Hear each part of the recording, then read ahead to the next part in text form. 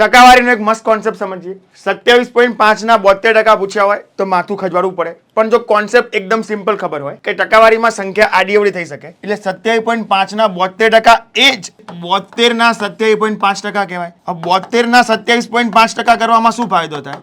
મનમાં વિચારવાનું. 27.5% એટલે શું? તો કે આને કહેવાય 25% વત્તા 2.5%. 25 વત્તા 2.5% કોના? 72 ના. ચલો 72 ના 25% એટલે 72 ના અડધાના અડધા. 72 ના અડધા 36, એના અડધા 18. તો 25% જો 18 થાય તો 2.5% આનો 10મો ભાગ છે એટલે 1.8 થાય. 18 વત્તા 1.8 19.8.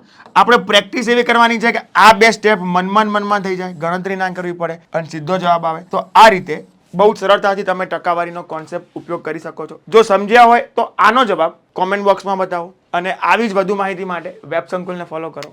જય હિન્દ.